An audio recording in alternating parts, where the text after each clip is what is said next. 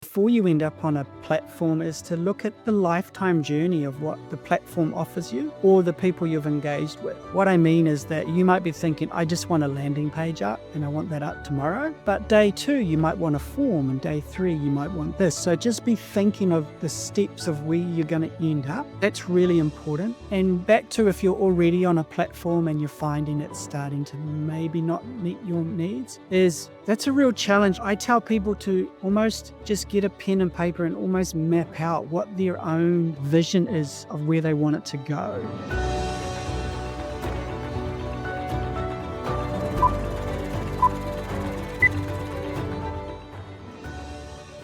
Hello and welcome to another episode of Ways to Wealth. Today I'm joined by Chris. Chris, why don't you give us the too long didn't read around who you are and what got you to where we are today? Hey, thanks, Charlie. Hi, I'm Chris Parnell from SetSeed, which is all about smarter websites. And how I got there, well, that's a massive story, from marketing to design to building websites, and still on a massive journey. Awesome. Cool. So you have, does that mean you've kind of built the product for yourself? Yeah, well, if we take it right back to the beginning, Let's go to the beginning. yeah, if Yeah. that's all right. Yeah, I was working as a marketing manager in a company that built a product that went global really fast. That was a while ago, and it was a really exciting journey. But as part of that, I really fell in love with the idea of design. So after a number of years, I actually went back to school and trained as a graphic designer, with the idea of doing my own thing. In fact, part of that journey of seeing someone else take off is that entrepreneurial spirit. You really get Right. surrounded by it, and Yeah. it's addictive, right? I thought, hey, this is amazing. Here's someone who's built something that's gone global, just in his garage. I Yeah. love it. So I I really mulled that over and thought, hey, that's the journey I'd like to go on one day. And then design kind of became the means for that to happen mentally. And so I thought, hey, I love design more than marketing. I'm going to launch my own design agency, and wherever that goes, whatever that turns into, I'm just going to do it for myself. And I get to wear t-shirts, that kind of thing. So I did that, and I went back to tech. Before the end of the course, I had a job already because I was so determined to just get on this road. I Yeah. was a little bit older, and then Mm. got a job in Rotorua, trained into the whole graphic design printing industry, and with this whole idea of I'm going to launch my own one. Did that about 18 months later, and the month I launched, so this is a while ago, the month I launched, Apple dropped the iPhone and Google dropped the Android. I'm like, whoa, hang on, this is going to change everything. Graphic design is not going to be, I can see the whole world's going to change. So I quickly kind of started dabbling in web as well. Taught myself coding. Literally did it on the job. Like, my accountant approached me with the problem and said, hey, someone who was looking after our website has gone and we need something updated, and no one knows how to do that. And that was in the early days where you FTP'd, or you actually created a connection to the Yep. server to update it. So I taught myself on the fly, and managed to stay one step ahead of the problem I was solving for my customers without wrecking anything. And the whole idea with web is obviously a whole code base, and I kind of figured I'm really design focused. If I just do it systematically, and learn the structure step by step, I won't break things as I learn it, and in a real environment. And so I did that, and then word got out that I was into web, and so people started approaching me with bigger and bigger problems, and some of these were getting beyond my skill set. And at the same time, I was seeing a real shift into the whole, what they call, content management systems, or CMSs. So I started trialing all those I downloaded the whole lot and tried them all to try and find something that I thought that really worked. But I identified a problem quite quickly, is that um,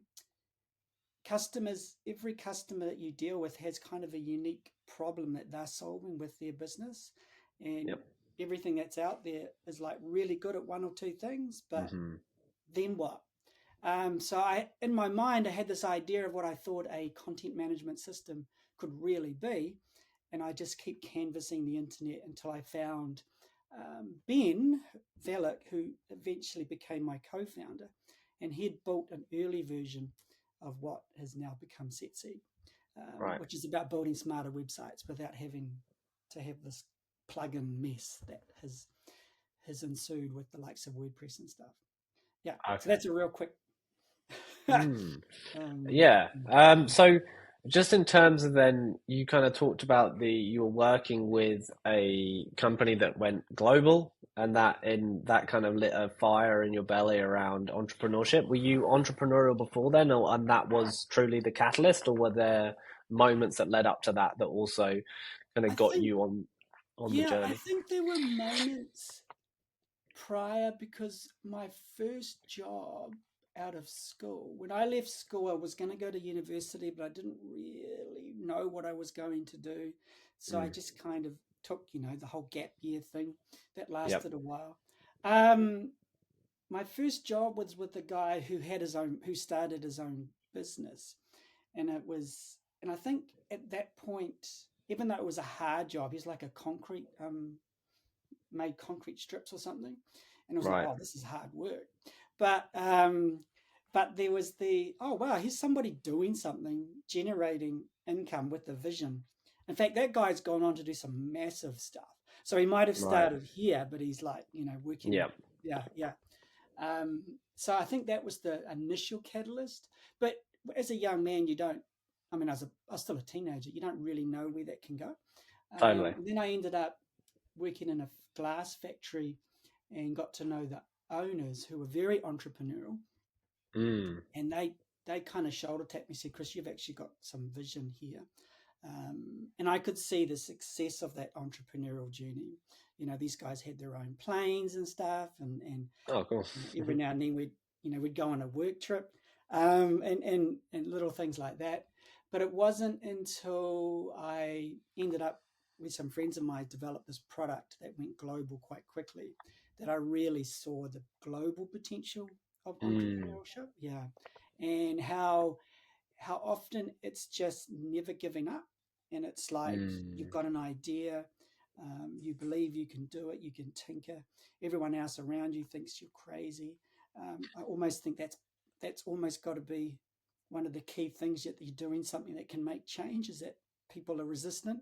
Mm. Yeah, True. Totally. and yeah, and and then when you see it like go boom, and it's like, oh my goodness, and then everyone's like, hey, the same That people was that go, hey, this obvious. will never happen, they're like, hey, can we be part of this? This is amazing. And you're like, isn't that interesting? There's that whole journey of massive resistance to have a massive breakthrough. Hmm. And often, from in my experience, it's you smashing through that where the breakthrough's on the other side. We Hmm. all idealize about this. I've got an idea. It's going to just go boom overnight.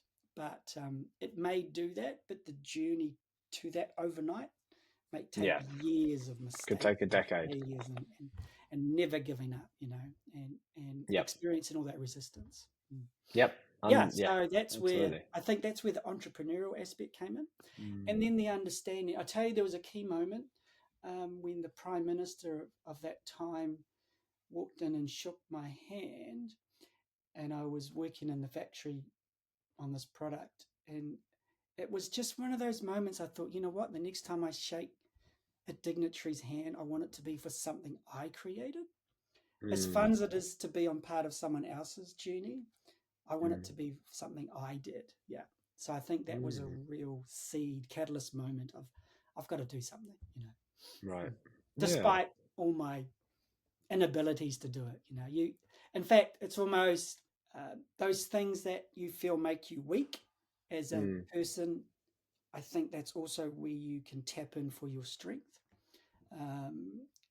if people write you off, I think you now have a blank canvas to do whatever you like. It's turning all those things around into positives. Mm. Yeah. Totally. Definitely Mm. agree with that. Hey, Yeah. so with SetSeed, how long have you been working on it? Ben and I have been working on it a number of years, but in different iterations. So Uh-huh. when I reached out to him, he had built an earlier version of it.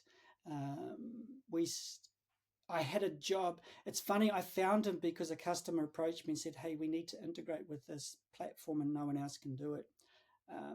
And I literally found him online to solve that problem. I was like, "Oh Right. no, I've accepted a project that I think I can solve, but it's getting a bit too hard for me." So I found him and then asked him if he could help me do that project. And from there, we just started working together and iterating his platform, that this early version of what he had built, to all these things that had started coming in for business customers saying, "Hey, I need this done. Hey, can we integrate with that?" and that kind of stuff. Um, to the point where Ben said, "Hey, why don't we join up and do this together? You can own half, and we'll run with it." And then we kind of had a moment like, well, what do we do now? So we decided, crazy enough, to rebuild it as a whole new platform again. So Hmm. this is the other side of a massive journey, because I don't think you ever arrive at a point where your product or your tech or whatever it is like perfect. And then the winds of change are so fast around where things are going, what people are into, where the technology goes and grows. You Hmm. just got to keep iterating. So we did that, and then a couple of years ago we created SetSeed Limited, and then we just really started focus on growing it. And the last 12 months has been really good at that. So a really Right. long journey, yeah, to get to this point of, hey, I think we've really got something that solves a problem in a lot of Mm. ways. Mm. Yeah, and what's the most acute problem that you find you're facing that gets people to try SetSeed versus an incumbent or switch from an Yeah, and, incumbent, and look, perhaps? over those years, it's become a massive space, right? You could argue WordPress is almost like, I mean, actually WordPress is the biggest, but websites is almost like the granddaddy of the whole internet. Um, and over that time, there's been the rise of all these platforms like WordPress, which is massive. I think it's over 53% of the market is a WordPress site. Um, what we've seen is people are coming to us because they're experiencing their own problems. Often Mm. that problem is around, um, hey, I can build a site really quickly these days. I can even use AI and build a site within 30 seconds. But then what? Then I've got to bring in my brand. Then I've got to connect it to things. And so where we fit in is that SME space where people are trying to get themselves online, have had a go or have had others have a go, and they've all hit some kind of problem to enable them to go to the next level and then the next level Mm. again. So SetSeed's perfect in that realm if you want to get beyond just a basic site, or you're working with a site that has got bigger and bigger. I mentioned WordPress, the which is the Goliath in the room or the elephant in the room. The problem is it requires plugins to do anything. So it's essentially a blog engine. But if you want to say, I want to add that function or that form system or that e-commerce or that, Hmm. I'm now having to build up this really big beast of a thing that can Yep. fall over because those plugins require to be updated regularly. The platform itself is rolling out security updates. So SetSeed comes in and goes, well, hey, we can give you a WordPress-like solution with no plugins. So we're Mm. really seeing growth in that space. And who then writes the functionality to subsidize the plugins? Is that how does that work? Yeah, we build them, and we and I mentioned earlier we built it, we rebuilt it. So we rebuilt it as a like a framework over on top of a data model, Hmm. thinking down the line, where is everything going? And if we're going to build something that could be a beast in itself, we don't want to recreate the problem that's already out there. Yep. So, we've got this ability to build widgets safely within this framework. Okay. We build them for customers often, or now we're getting developers and that building them themselves, because it's an entire framework that you can. Mm. Where we really want to go is a big marketplace Right. where developers and agencies and are using it to build for their customers. But what we're seeing in the real growth space is people customers coming directly to us who have had problems with other agencies and that, who put them on the platforms that have now created the problems, Mm. and they're seeing us. Hey, we're quite happy for you to build us out a solution. Right. Yeah, so we've seen Well, and that. how does It's that bootstrap model, where yeah. mm, that's cool. Sorry. So that gives you guys a bit of revenue as well through services while you building up your. Yeah, totally. Yeah. So we've got this, I've kind of broken it down into four different layers. You've got this licensing model that's recurring revenue, hosting model, which is recurring revenue, support model, because some of these customers are now getting bigger, and they're asking for regular support, Yep. which becomes a regular recurring revenue. And then you've got this whole services layer of, hey, can you build us something? We understand it's going to benefit the platform itself, but we just need it. So yeah, Yeah. it's been Yeah, that's that cool. that journey. Yeah, And you guys, you two have bootstrapped it the entire time yourselves? yeah. We've bootstrapped it.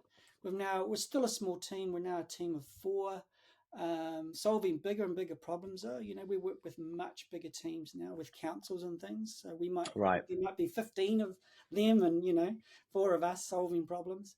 Yep. Um, and we've had a number of VCs reach out in the last 6 months, Hmm. some of the big ones, and wanting to have conversations, which has been interesting. Because the idea is, can we take this truly global? And to do that, you have to move beyond, say, a services model into Hmm. more of a platform model. Yep. Totally.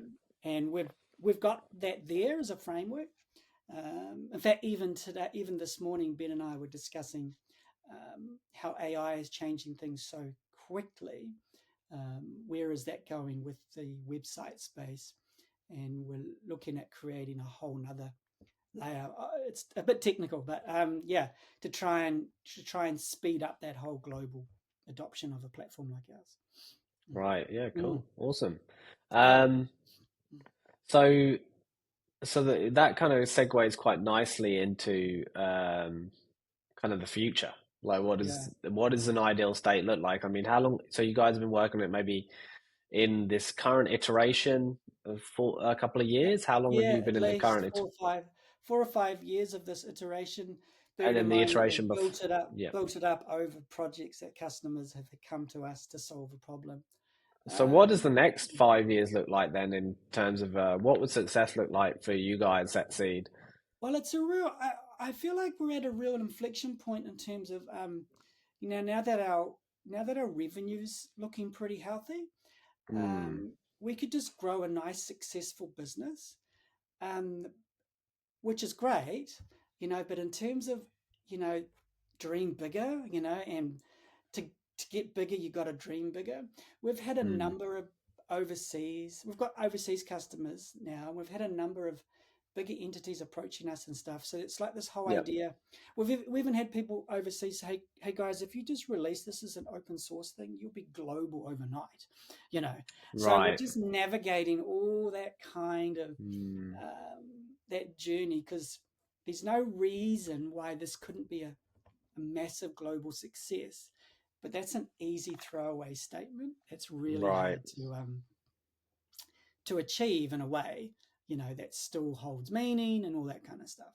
So Yep. talking to venture capital is interesting, because obviously they Okay. just want to see a fast, repeatable model, Yep. and then you've got investors, angel investors, who go, well, we can take you slower, but we'll get to the same point in the end.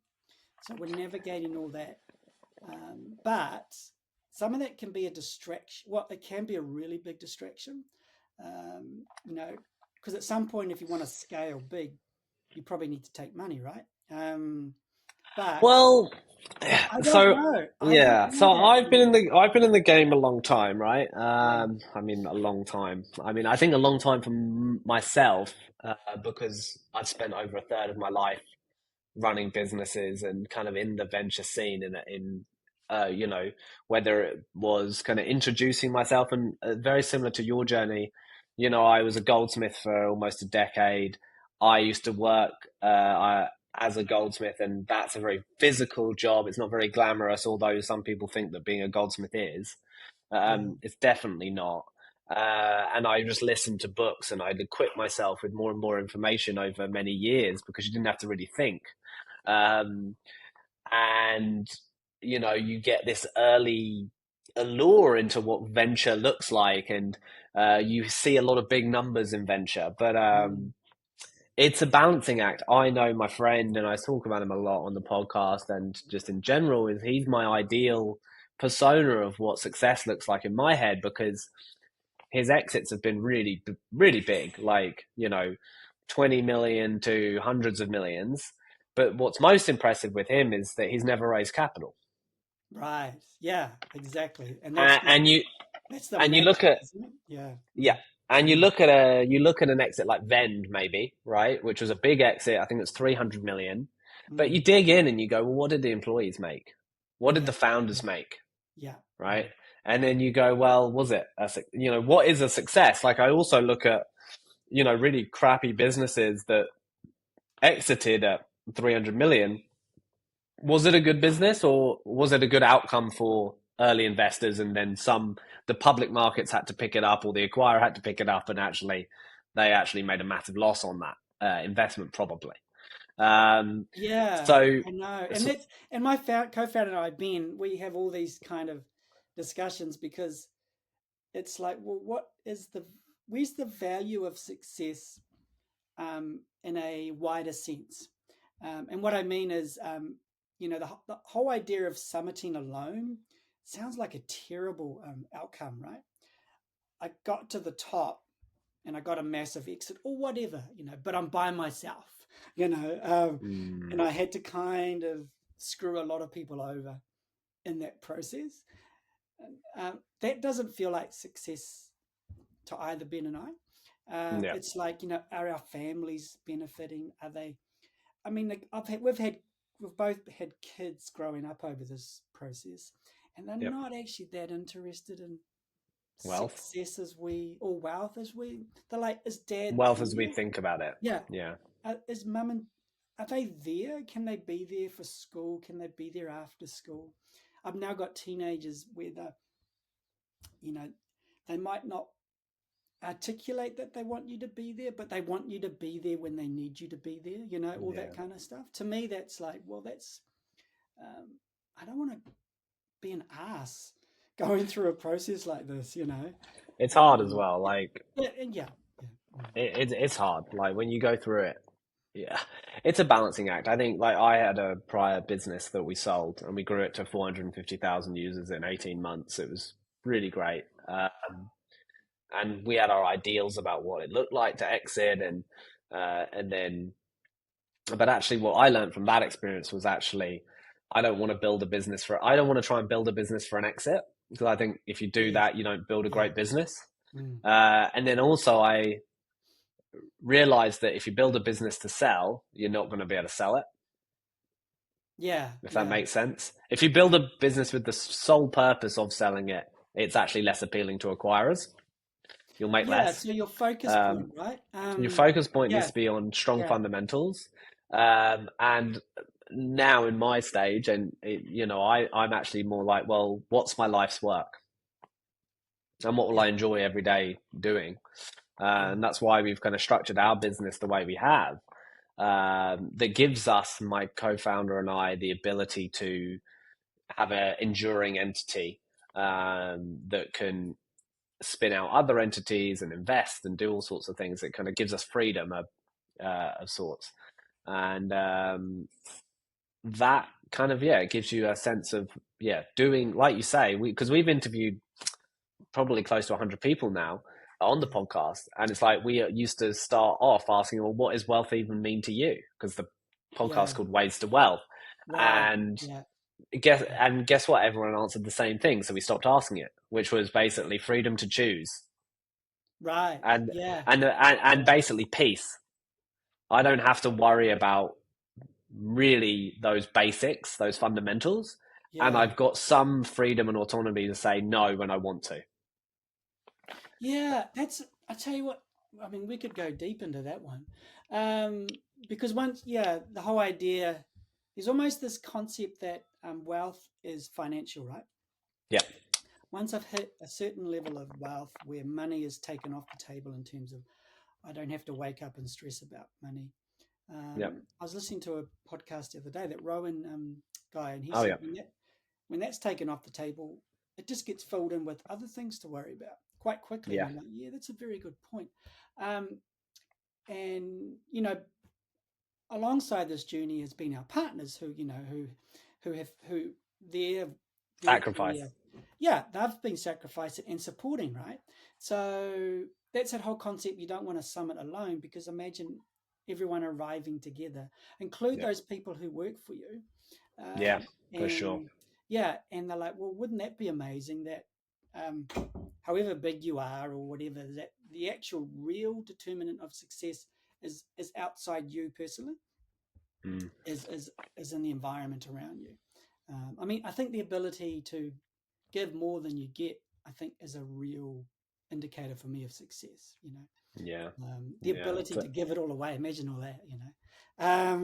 That yeah, Well, yeah. I mean, I like the idea of not using blanket statements around being able to actually have impact and give. yeah, yeah. Right. And Yeah. actually, what's my actual sphere of influence, and where can I actually provide lots of deep and immense value to? It might be a smaller subset of people. I'm not going to go out there and say I can cure world hunger, but where can my sphere of influence really impact people?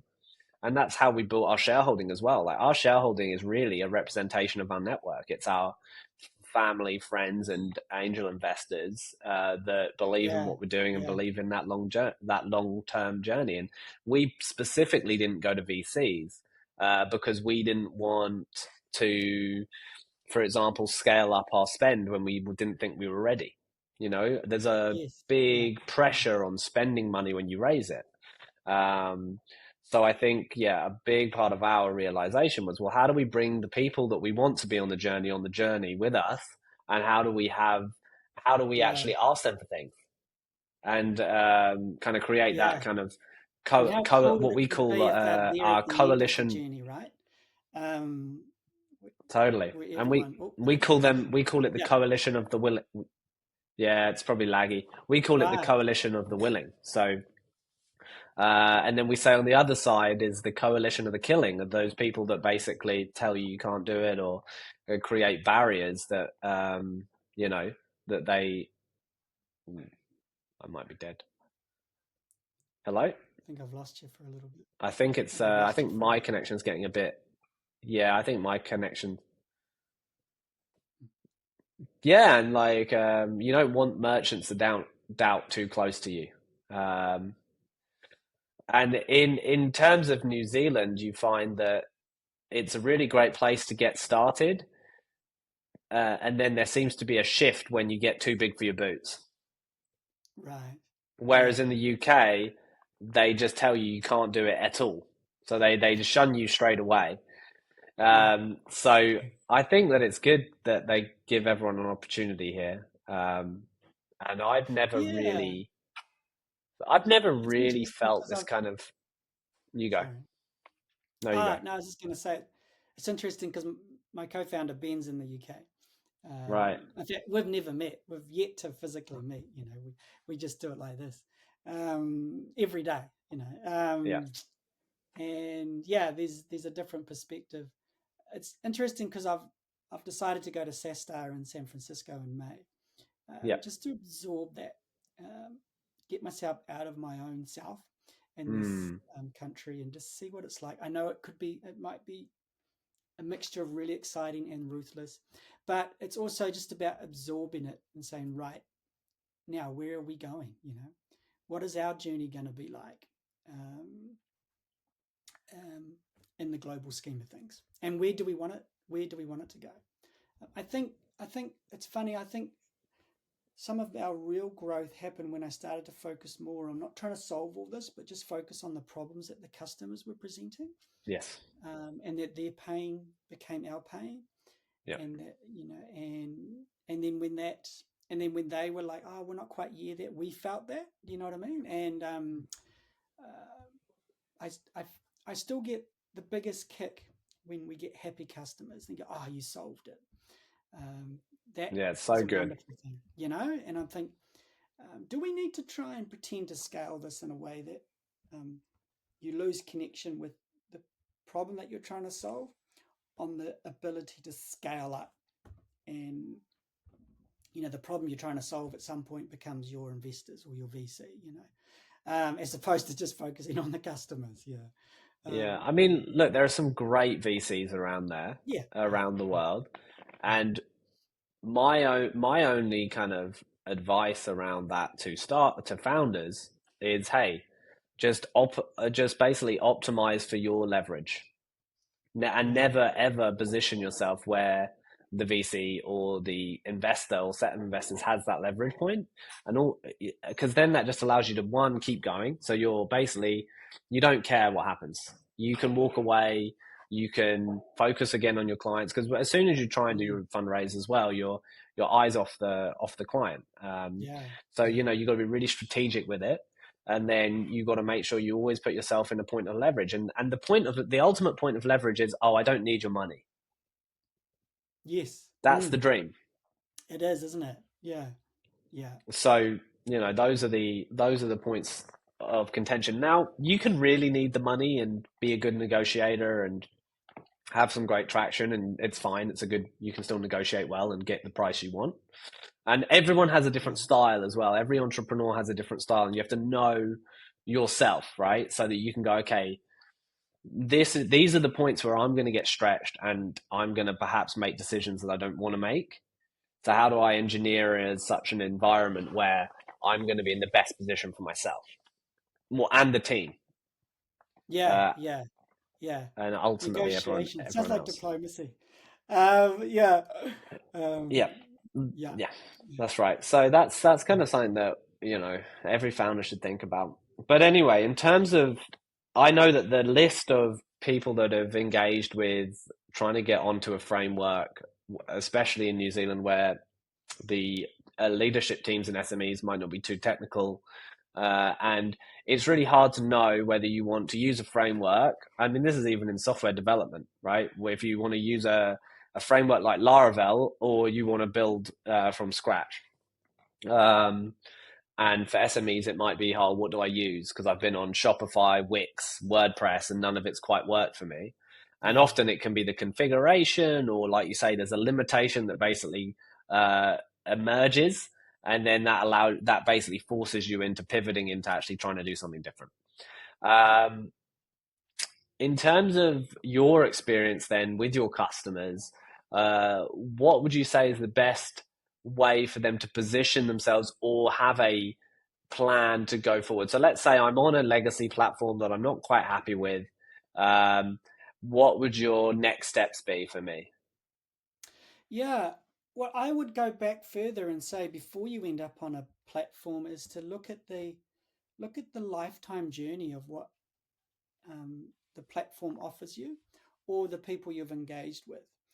What I mean is that you might be thinking, I just want a landing page up and I want that up tomorrow, um, but day two you might want a form, and day three you might want this. So just be thinking of the steps of where you're going to end up.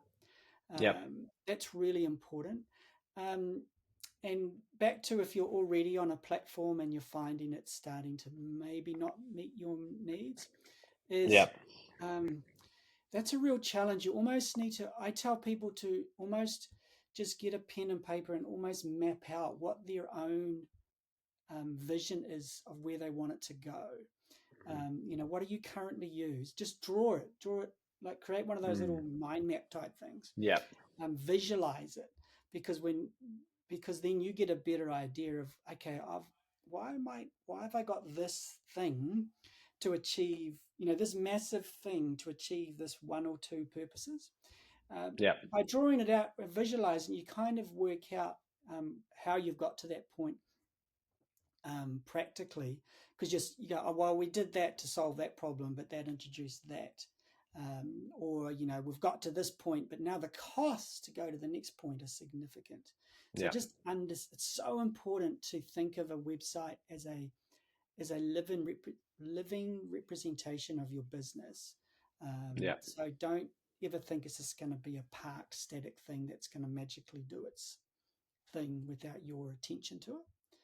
Yeah. That would be my best advice.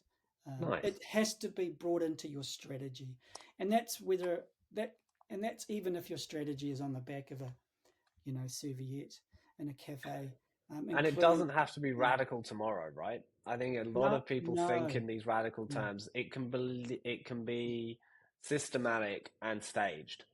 Just because something absolutely, isn't yeah, working doesn't mean you need to switch tomorrow and rush to try and fix it in a new platform in a new way and try and release it. Because then what's going to happen is if you get rushed, there's going to be mistakes on the new pivot or the new platform, and then you're going to be in this constant loop of issues.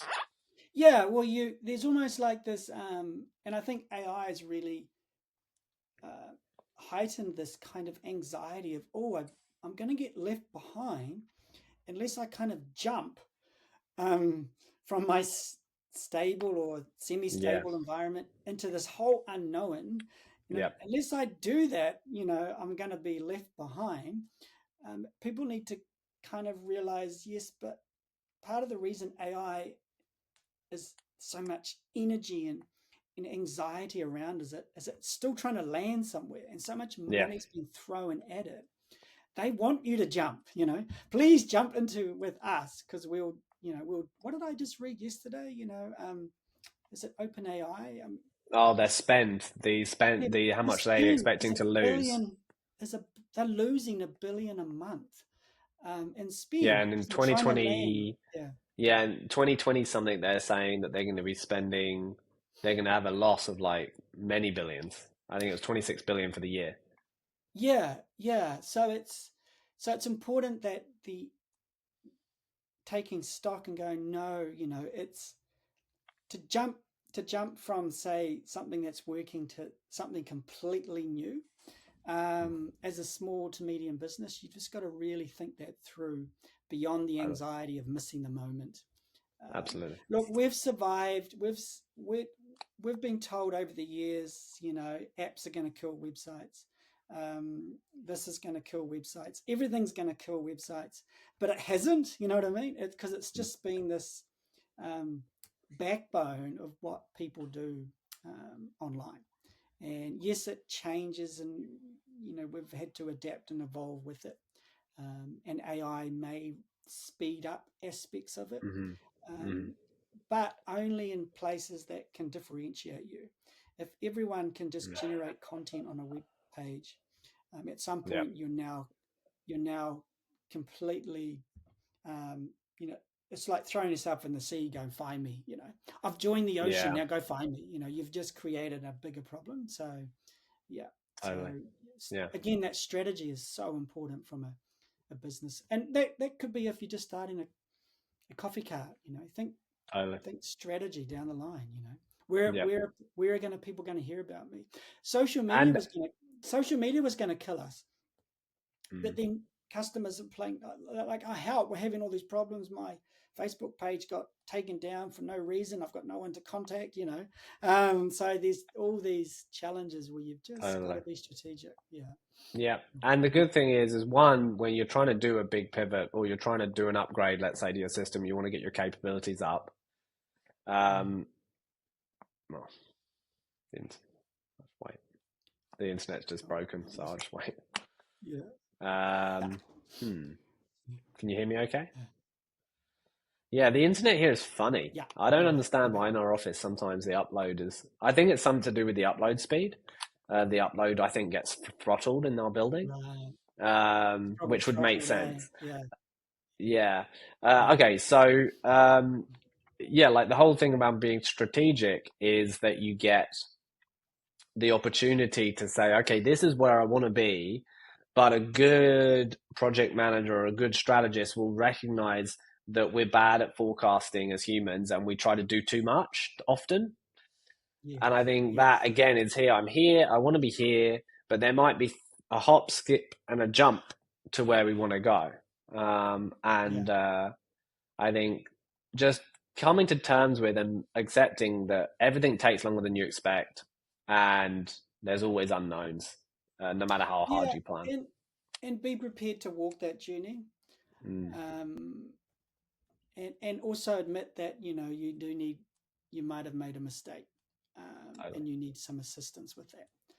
Totally. Um, the challenge is that is who you a lot of this, and especially in our space, which I think is why we haven't been able to escape services as such, is that there's a high trust factor involved. Yeah.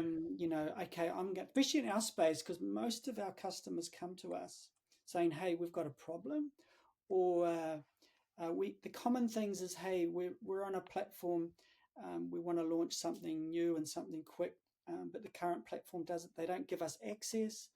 We can't Mm, update it ourselves. We've had a big security alert.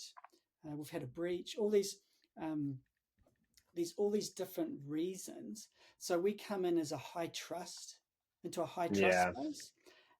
Can you get us off this platform? We've helped um, we've gone through a big project recently. We've taken a customer off three or four other Mm, platforms all onto one, and we've had to mm, build up some really cool digital aspects at the same time.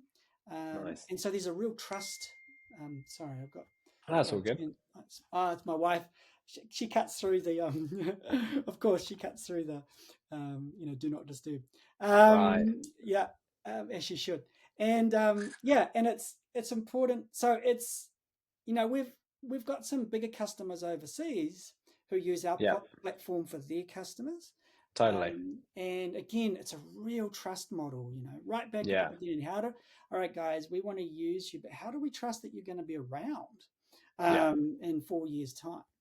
Yeah. And what we've seen is the big guys not fall over, but Mm, they pivot and go, oh, we're getting rid of that entire platform. Sorry, yep. guys. So we're the ones who've kind of Yeah. stayed.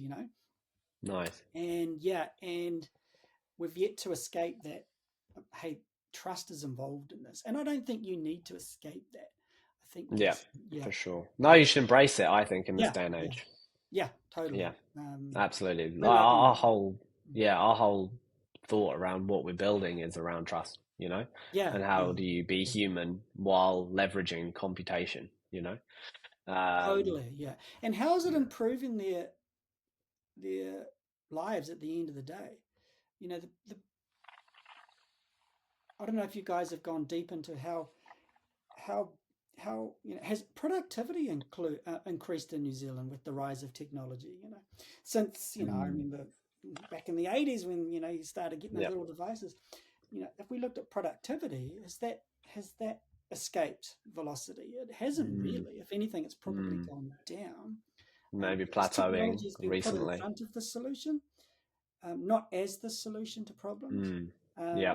And I think we really need to think that through. Otherwise, people are just recommending things left, right, and centre Yep. And it's without. hard to um, take stock of where you're at. It gets more and yeah, more yeah, yeah. It's difficult. overwhelming, right? I mean, I love technology, but we're like, oh man, we're going to have to change it. Security's becoming in it, cybersecurity, all this kind of stuff. Where you're Mm, just having to adapt. When totally. GDPR rolled out, we had to build that Yep. whole implementation fast. Yep. Um, so just those kind of things. Yeah, yeah, Absolutely. yeah, Awesome. yeah. Well, thank you so much for taking the time today. I really appreciate it. Thank It's you. been insightful. So Yeah. thank you, Chris. And Likewise, yeah, I've learned thank you. just as much talking to you. Ah, great. Well, then success. Awesome. Well, yeah. I look forward to keeping the conversation going, and as you guys get to the next level, and you do so, anytime you do an interesting shift in maybe your product or your market that you're going after, keep me in mind, and let's have another chat. Sounds great. Hey, appreciate that, Cheers. Charlie. Awesome. No problem. Okay.